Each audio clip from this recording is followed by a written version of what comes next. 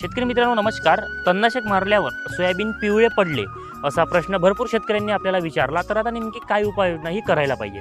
तर तुमचा तणनाशक मारून झाल्यानंतर 5 ते 6 दिवसाच्या नंतर आपल्याला एक फवारणी करायची आहे. या फवारणीमध्ये एक चांगलं टॉनिक वापरायचं आणि त्याच्यामध्ये तुम्ही 12-1-0 हे वापरायचं आहे. टॉनिकमध्ये मी तुम्हाला 4 प्रकारचे टॉनिक सांगतो. यामध्ये तुम्ही ऑक्सिजन भेटलं तर 50 मिली घ्या, इसाबियन भेटलं तर 40 मिली घ्या, त्यानंतर ॲम्बिशन भेटलं तर 40 मिली घ्या किंवा बायोटा एक्स भेटलं तर 40 मिली घ्या. या 4 पैकी एक तुम्ही चांगलं टॉनिक वापरू शकता.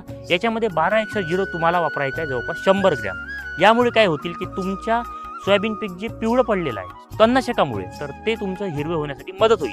परंतु तुमची जर जमीन चुनखडी असेल आणि तुमचं सोयाबीन पिवळं पडलं असेल तर तुम्ही फेरस EDTA 20 ग्रॅम आणि झिंक EDTA 20 ग्रॅम या दोघांचं कॉम्बिनेशन करून जर तुम्ही फवारणी केली तर त्याच्यामध्ये आलेलं अन्नद्रव्याच्या कमतरतेमुळे पिवळं पडलं असेल तर ते हिरवं होण्यासाठी नक्की मदत होतील. माहिती आवडली असेल तर तुम्ही इतर शेतकऱ्यांबरोबर नक्की शेअर करा. धन्यवाद.